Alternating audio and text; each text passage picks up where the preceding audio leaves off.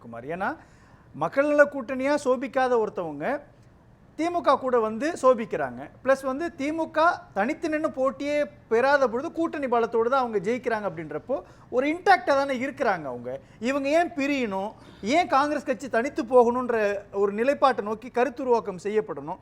காங்கிரஸ் போயிடுமோ அப்படின்ற அச்சத்தில் தான் பீகாருக்கு முதலமைச்சர் ஸ்டாலின் போறாருன்ற இந்த பார்வையெல்லாம் நுட்பமான தவறான பார்வை தானே. அதானே ரெண்டு பேரும் உடைக்கிறாங்க. எல்லா ப்ராடக்ட்டுக்கும் எப்படி எக்ஸ்பைரி டேட் இருக்கோ அதுபோல் அரசியல் கட்சிகளுக்கும் தளர்வு, சோர்வு, அவநம்பிக்கை, ஆன்டி இன்கம்பரன்சி எல்லாம் இருக்கும். அதனால் திமுக வந்து ஜோதிபாஸ் மாதிரியோ அல்லது மற்ற நேர்மையாளர் நம்ம கக்கனை போலையோ, ஏன்னா தமிழ்நாட்டில் உள்ள காமராஜர் போலையோ ஆட்சி நடத்தலை. வேறு வழி இல்லாமல் AS a power PS a criminal, PS a power AS a criminal, இப்படி தான் ஆட்சி ரெண்டு பேருக்கும் மாற்றி மாற்றி மூணாவது ஒரு ஆட்சி வந்துடக்கூடாது. காங்கிரஸையும் வரவிட மாட்டாங்க. இது அவங்களோட கிரவுண்ட் ரூல்ஸ். அதாவது மாநில கட்சியான இந்த ரெண்டு கட்சிகளோட கிரவுண்ட் ரூல்ஸ். இது நீங்கள் எந்த கணக்கு போட்டு பார்த்தாலும் இந்த ஃபார்முலா வந்து ஒர்க் அவுட் ஆகும். இல்லை, அந்த இடத்துல தான் சொல்கிற ஒரு புள்ளி, ராகுல் காந்தியை நேரடியாக பீகாருக்கு போய் சந்திப்பதற்கான நோக்கம் என்பது காங்கிரஸ் கட்சி பிரிஞ்சு போயிடக்கூடாது, காங்கிரஸை திமுக தன்னுடைய கூட்டணிக்குள் தக்க வச்சுக்கணும் அப்படின்ற கால்குலேஷனுக்குள்ள கண்டிப்பா அதுக்கு லாஜிக்கா சரியில்லைன்றாரு தமிழ்மணி சார். விளக்குனதுல எனக்கு 90% எனக்கு முழுக்க உடன்பாடு. அவர் சொன்னது கரெக்டாக அழகாக ஆர்டரில் சொன்னார். நான் சொன்னதாகவும் நீங்கள் எடுத்துக்கலாம். ஒன்றாச்சா? நான் சொல்கிறேன், இல்லாட்டி அவரும் இங்கே கூப்பிட்டுக்கலாம். ஒன்று, அதுதான் மிகப்பெரிய ரெண்டாவது ராஜீவுக்கு வெற்றி. ரெண்டாவது பீகார் தேர்தல். எலெக்ஷனா? பீகார் தேர்தல் இது திருட்டு ஓட்டு சார், எலெக்ஷன் இல்லை, திருட்டு ஓட்டு இஷ்யூ. இது இந்தியா பூரா உள்ளது தான். தமிழ்நாட்டில் அதே பீகார்காரன் இருக்கான், அது வந்துகிட்டு இருக்கு, ரெடி ஆயிடுச்சு. அவர் வந்து சார் சொன்னது வந்து அவர் அட்ரஸ் பண்ணலை. அது பண்ணினா எப்படி அவர் அதை கவனிக்கல நினைக்கிறேன். இப்போ நான் வரும்போது பார்த்தேன். இப்போ வந்திருக்க நியூஸில் அது வந்திருக்கு. அவர் என்ன பேசியிருக்காருன்னா, நியாயமான முறைப்படி வாக்குப்பதிவு நடந்தால் பாஜக கூட்டணி, அதாவது என்டிஏ கூட்டணி தோற்றுவிடும் என கருதி வாக்காளர்களை வாக்களிக்க விடாமல் தடுத்து விடுகிறார்கள். இது நம்முடைய முதலமைச்சருடைய ஸ்டேட்மெண்ட். அதை ஹிந்தியில் அங்கே உள்ள மொழியில் ஒரு மொழிபெயர்ப்பாளர் வச்சு மொழிபெயர்த்து சொல்கிறாங்க. தேர்தல் ஆணையத்தை கீ கொடுத்த அதை வந்து பொம்மையாக்கி விட்டார்கள். தேர்தல் ஆணையத்தை இவங்க கீ கொடுத்தா அதுக்கு தகுந்த மாதிரி இது ஆர்டர் தான். அது இவருடைய ஸ்டேட்மெண்ட்டு. 65 லட்சம் பீகார் மக்களை வாக்களிப்பதில் இருந்து நீக்கி விட்டனர். அது ஒரு ஜனநாயக படுகொலை அப்படிங்கிறாரு. அப்புறம் சொந்த மண்ணில் பிறந்த மக்களை வாக்காளர் பட்டியலிலிருந்து நீக்கி அவர்களுடைய உரிமையை பறிக்கப்பட்டு விட்டதுன்னு சொல்கிறாரு. எல்லா அடையாள அட்டை வைத்திருந்தாலும் அவர்களை அகதிகளைப் போல் நடத்துவது பெரிய கொடுமையான விஷயம் அப்படிங்கிறது. இதுதான் அவருடைய ஹைலைட்ஸ். இன்றைக்கி பேசுனதில் அப்படியே ஹைலைட்ஸ் தான். இந்த 4 பாயிண்ட்டும் 100% பொய்யா கட்டமைக்கப்பட்டது தான். எப்படின்னு கேட்டால், தேர்தல் ஆணையம் நீங்கள் வந்து கார்டு நிறைய இருக்கலாம். இப்போ லஞ்ச ஒழிப்பு இருக்குது, என்ஐஏ இருக்குது, எல்லா துறையும் இருக்குது. ஆனால் தப்பு நடந்துக்கிட்டு இருக்கு. ஒரு பக்கத்தில் லஞ்சம் வாங்கக்கூடாது, வாங்கிட்டு தான் இருக்காங்க. இதை போல் ஓட்டர் லிஸ்ட்டில் ஆதார் கார்டில் நிறைய முறைகேடு நடந்திருக்கிறது.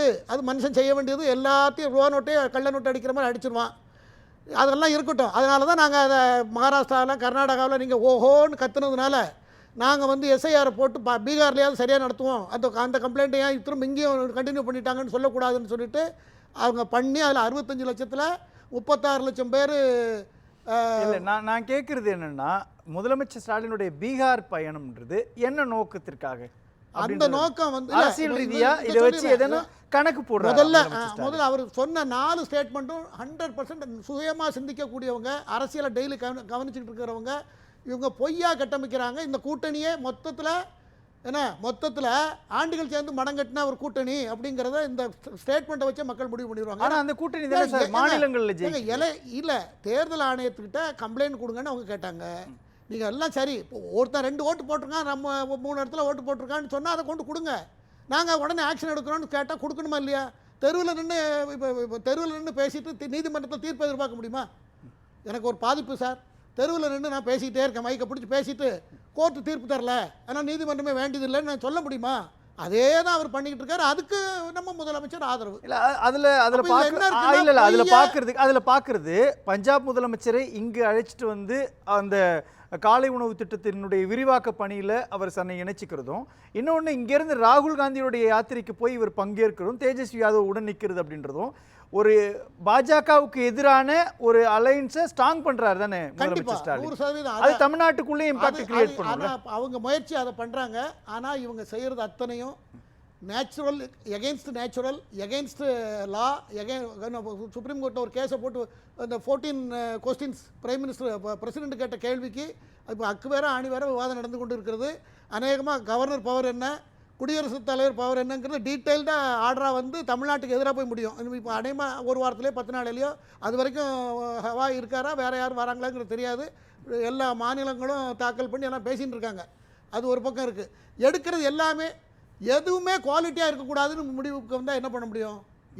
எதுலையுமே குவாலிட்டி கிடையாது. எல்லாம் ஜஸ்ட் லைக் தட். இல்ல நீங்க அது பேசலாம். ஆனா இதன் மூலமா ஒரு அரசியலை கட்டமைக்கிறார் இல்லையா முதலமைச்சர் ஸ்டாலின்? பீகார்ல மக்கள் வந்து இன்னைக்கு மக்கள் வந்து 67 இல்லை, இப்போ 77 இல்லை, 87 கிடையாது. இன்னைக்கு டிஜிட்டல் வேர்ல்டு, எல்லார் கையிலும் ஸ்மார்ட் போன் இருக்கு. இல்ல புரியுது. ஆனா 400 இடங்கள்ல ஒரே நிமிஷம் குமார், 400 இடங்கள்ல ஜெயிக்கும் அப்படின்னு சொன்ன பாஜகவை 240 தொகுதிகளுக்குள்ள சுருக்கிட்டோம் அப்படின்றது எதிர்காலத்துல பல இடங்கள்ல இன்னும் சுருக்குவோம், மெஜாரிட்டி பாஜகன்றத மைனாரிட்டி பாஜகன்னு சொல்லிட்டோன்றாரு. அதற்கு உண்மையான காரணம் நான் பல இடத்துல பதிவு பண்ணியிருக்கேன். ஆர்எஸ்எஸ்க்கும் பிஜேபிக்கும் உள்ள ஒரு சின்ன கருத்து வேறுபாடு.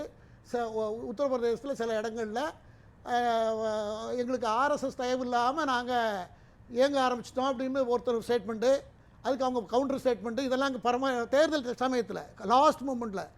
அதனால் அங்கே அது பாதிக்கப்பட்டது. அதை இப்போ சரியாயிட்டுது. அந்த பாதிப்புக்கும் இவங்களால் அந்த பாதிப்பெல்லாம் இல்லை, அது அதனால் அது ஏற்பட்ட பாதிப்பு தான்.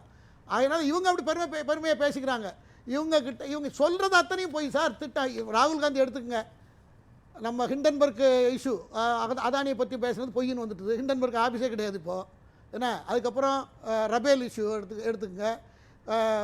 அங்கே வந்து மன்னிப்பு எத்தனை வாட்டி கேட்டிருக்காரு. நீதிமன்றமே அவரை என்ன கேட்டிருக்கு? நீதிமன்றம் என்ன கேட்டது அவர்கிட்ட? நீங்கள் இந்தியர் தானான்னு கேட்டிருக்கு. இப்படியெல்லாம் தான் அவர் ஒரு ஒரு ஒரு ஒரு 150 ஆண்டு வருஷ காங்கிரஸ் கட்சிக்கு பிரதான தலைவராக மூத்த எம்பியாக இருந்து கொண்டு இந்திய அரசாங்கத்தினுடைய இந்திய மக்களுடைய உணர்வுக்கு எதிராக பல கருத்துக்களை நான் என்னை யாரும் கேட்க முடியாதுங்கிற தோணியில் பேசிக்கிட்டு இருக்காரு. இவங்க எல்லாருமே அவர் கூட கூட்டணி வைத்திருக்கிறவர்கள் எல்லாருமே அவரை விட்டால் வேறு வழி இல்லைங்கிறது அவர் வேலை பிடிச்சிட்டு இருக்காங்க. முதல்ல அப்போ இந்த திமுக கூட்டணி தமிழ்நாட்டில் உடஞ்சிடும் அப்படின்ற பயத்தில் அவர் போவார். சார் இவங்க நீங்கள் முதல்ல ப்ரெசென்ட் பண்ணீங்க இல்லையா, நீங்கள் ப்ரெசென்ட் பண்ணீங்க பாருங்கள். நீங்கள் ப்ரெசென்ட் பண்ணது இவர் அதுக்கு சார் கவுண்டர் பண்ணார்ல, அது நடக்கும் சார். நான் உறுதியாக சொல்கிறேன் சார். ஏன்னா கேளுங்க, எல்லாருக்கும் பெரிய பெரிய கற்பனை. விடுதலை சிறுத்தைக்கு வந்து என்ன, எங்களுக்கு நாங்கள் 20 சீட்டு 18 சீட்டு கம்மியாக நாங்கள் வாங்க மாட்டோம்.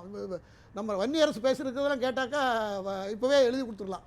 அவர் நாங்கள் 20 நாங்கள் முதலமைச்சர் வரக்கூடாதா, துணை முதலமைச்சர் வரக்கூடாதா, இதெல்லாம் ஒரு பிரச்சாரம் போய்கிட்டு அதில் ஆரம்பிச்சது. அப்புறம் எந்த நேரத்துலையும் நம்மெல்லாம் பாஜக காங்கிரஸ் மற்றவங்கெல்லாம் அசந்து போய் தூங்கிட்டு இருந்தாலும் கூட முதல் அறிக்கை கவர்மெண்ட்டுக்கு எதிராக அறிக்கை விடுறது சிவி திருமாவளவன். ஏதாவது ஒரு இஷ்யூ ஆகிட்டு இருந்தால் முதல் அறிக்கை அவர் தான் விட்டுட்டு இருக்காரு. ஆகையினால அவங்க கேட்குற சீட்டை திமுகவால் கொடுக்க முடியாது. காங்கிரஸ் அதிகமாக எதிர்பார்க்குறது அதையும் கொடுக்க முடியாது. கம்யூனிஸ்ட்டுகள் ஒரு டஜன் இல்லைன்னா நாங்கள் என்றைக்கு ரெக்கக்னைஸ் ஆகிறது? வைகோ ஒரு பக்கத்தில் கேட்டுக்கிட்டு இருக்காரு. அப்போ எல்லாத்தையும் கொடுத்துட்டா திமுகவுடைய நிலைமை என்ன?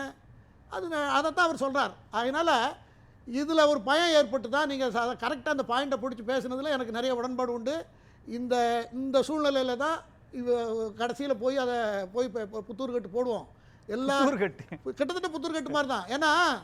ஏன்னா கடைசி இப்போ லாஸ்ட்டில் ஒரு மீட்டிங் நடந்து அதில் கூட திமுக பேரே கிடையாது சார். நான் அதை அன்னைக்கு பதிவில் சொல்லியிருக்கேன். நான் அந்த இண்டி கூட்டணியில் திமுக பேரே போடலை போன வாரத்தில்.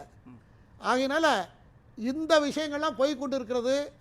ஆகையினால காங்கிரஸில் அந்த கூட்டணியிலேருந்து திமுக கூட காங்கிரஸ் இருக்குமா இல்லையா, அவங்களுடைய எதிர்பார்ப்பு இன்னொன்று சொல்கிறாங்க, அன்டெஸ்டட் விஜய் அப்படின்னு சொல்லிட்டு. அன்டெஸ்டட்னா இப்போ அவருக்கு இந்த கூட்டம் யாருக்காவது வந்திருக்கா? இப்போ சமீப காலத்தில் இந்த இவங்க 50 வருஷம் 75 வருஷம் கட்சி திமுக ஒரு கூட்டம் போட்டால் இவ்வளோ கூட்டம் தன்னால் ஆர்வத்தோடு வரக்கூடிய கூட்டம் இன்றைக்கி அரசியல்வாதிகளுக்கு வர்றதில்லை. அதே போல 2024 எலெக்ஷன் ரிப்போர்ட் படி சீமான் 8.3% வாக்கு எடுத்திருக்கிறாரு. அவர் பெரியார் மண்ணில் பெரியாரே மண்ணுன்னு அடிக்கிறாரு.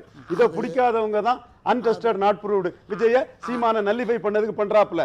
எலெக்ஷன் முடிஞ்சதும் எடப்பாடி நிலைப்பாட்டில இருந்து மாறி இருக்காரு. சீமான் திமுக அதிமுகவும் காங்கிரஸ் பாஜகவின் ஊதுகுழல் ஒட்டு நிகழ்ங்க நிலைப்பாட்டில் தெளிவா இருக்கிறாரு. இதை மறைக்க நினைக்கவங்க தான் அன்டெஸ்டடை வச்சு சீமானை அடிக்க நினைக்கிறாங்க. விக்கிரவாண்டியில 10.5க்கு பதில் சொல்ல முடியாம எடப்பாடி களத்துக்குள்ள வரல, சீமான் களத்துக்குள்ள நின்றுருக்காரு. ஒன்னையாட அடிக்க சொன்னேன், பரையதான அடிக்க சொன்னேன், ஜாதிவாரி கணக்கெடுப்பு நடத்தி இடஒதுக்கீடு கொடுன்னு சொல்லியிருக்காரு ஆணித்தரமா. விக்கிரவாண்டியில் நின்ன என்டிஏ ஈரோடு கிழக்குல நிக்கல. எப்படி ஆர்கே நகர்ல தமிழிசை அம்மையாருக்கு எதிராக இது பண்ணி இந்துத்துவ கீழே தள்ளி தமிழ் தேசியத்தை எமர்ஜ் பண்ணி விட்டாங்களோ அதே மாதிரி அண்ணாமலைக்கு எதிராக நிக்க முடியல. சீமான் ஸ்டாலின் வர்சஸ் சீமான் களத்துக்குள்ள நின்னாரு. எடப்பாடி அங்க நிக்காதது, நின்னா எடப்பாடிக்கும் சீமானுக்கும் வித்தியாசம் தெரியாம பேரும் நிக்கல. நான் சொன்னதெல்லாம் நடந்தது.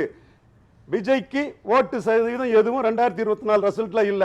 மற்றபடி அவர் கருத்தை சொல்லிட்டு நான் சொல்றதெல்லாம் உண்மை, நடந்த விஷயம். இதை யாரும் மறுக்க முடியாது. ப்ரெடிக்ஷன் எப்படி வேணாலும் யாரும் ப்ரெடிக்ட் பண்ணலாம். நடந்த விஷயத்தை நேர்மை நாணயம் உள்ளவங்க மறைக்க முடியாது. இந்த அவையில் உள்ள யாரும் மறைக்க முடியாது. அதாவது ஈரோடு கிழக்கு தேர்தலில் சீமான் போட்டியிடும் போது அவருக்கு லைன் எல்லாம் சிக்னல் கிளியராக இருந்தது. வேறு யாரும் போட்டியிடலை, அவர் போட்டியிட்டார்.